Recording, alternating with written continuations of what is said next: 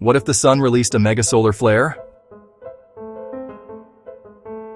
The sun looks calm. From Earth, it rises and sets with comforting predictability. It warms the planet. It lights our days. It sustains life. But beneath that calm surface is a force more violent than anything humanity has ever created. Every second, the sun is exploding. And most of the time, Earth is lucky enough to be out of the way. But what if it wasn't? This is what would happen if the sun released a mega solar flare directly toward Earth. The sun is not a burning ball of fire. It is a massive nuclear reactor, fusing hydrogen into helium under extreme pressure and heat. Its surface boils with energy.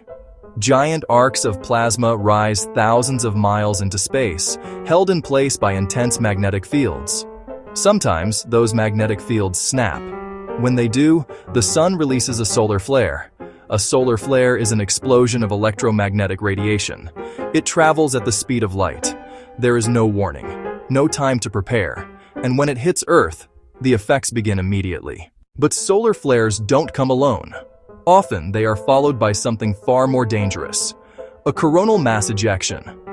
A CME is a massive cloud of charged particles, billions of tons of solar material hurled into space. When one is aimed at Earth, it becomes a planetary-scale threat. Most solar storms miss us. Others glance off Earth's magnetic field and cause little more than auroras. But sometimes, the sun aims directly at our planet. And history shows us just how dangerous that can be. In 1859, the sun unleashed what is now called the Carrington Event. Telegraph systems across the world failed. Operators were shocked. Some systems caught fire. Auroras lit the skies as far south as the Caribbean. And this happened in a world with almost no electrical infrastructure. Today, civilization is different. Everything is connected. Everything is electric. Everything is vulnerable. If a mega solar flare erupted today, the first impact would be invisible. Within 8 minutes, radiation would slam into Earth's upper atmosphere. Satellites would be hit instantly. Electronics would overload.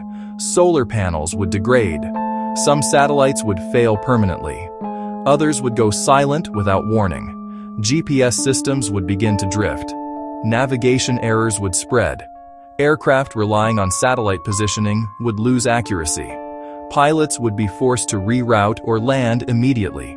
Global aviation would grind to a halt within hours. Then the charged particles arrive. They slam into Earth's magnetic field, compressing it violently. If the magnetic field is already weakened, the damage is catastrophic. Energy floods into the atmosphere. Auroras explode across the entire planet. Beautiful, terrifying, unnatural. On the ground, power grids feel the impact. Long electrical lines act like giant antennas. They absorb energy from the storm. Transformers overload. Substations fail. Entire regions lose power simultaneously. Not for hours, not for days, but for weeks. Some transformers are damaged beyond repair. Replacement units take months, even years, to manufacture. But factories need power, and power no longer exists. A feedback loop of failure begins. Cities go dark, communication networks fail, cell towers shut down, internet infrastructure collapses, the digital world disappears almost overnight. Financial systems freeze, markets close, ATMs stop working, cash becomes king, briefly, until supply chains collapse. Stores empty within days, fuel becomes scarce, transportation slows, then stops. Water systems are next. Pumping stations rely on electricity. Without power, clean water stops flowing. Wastewater backs up. Disease spreads quickly in dense population centers. Cities become dangerous places to live. Emergency services struggle. Hospitals run on backup generators. Fuel supplies dwindle. Life-saving equipment fails. Doctors are forced to choose who receives care.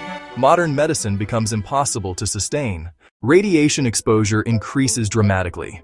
Astronauts in space are hit hardest. Without Earth's atmosphere and magnetic protection, survival becomes unlikely. Space stations are evacuated if there is time. Some crews may never return. At ground level, radiation levels rise slowly but steadily. Not enough to kill immediately, enough to weaken, enough to increase cancer rates, enough to damage crops and ecosystems. The sun does not stop. It continues to burn, and the storm does not pass quickly. The most intense effects last hours, but the damage lasts decades. Global recovery is uneven. Some regions regain limited power, others remain dark for years. Technology-dependent nations suffer the most. Low-tech communities adapt faster. Analog tools return. Human labor replaces machines. The modern world fractures into isolated pockets of survival. Satellites are gone. Weather forecasting is primitive again. Storms arrive without warning. Crop failures increase. Famine spreads. The climate feels unpredictable and hostile. This is not the end of humanity, but it is the end of the world we recognize. The age of instant communication is over. Globalization collapses. Civilization regresses by generations in a matter of months. And the most terrifying part? The sun did nothing unusual. No explosion visible from Earth. No warning signs to the average person. Just physics playing out on a cosmic scale. The sun is not angry. It is not malicious. It is simply powerful. And one day, it will remind us of that power. Humanity has survived ice ages, plagues, and extinction events. We adapt, we endure, but we are not in control. We never were. The greatest threat to civilization is not invasion, or war, or technology. It is forgetting how small we are. Orbiting a star that can erase our progress in a single afternoon.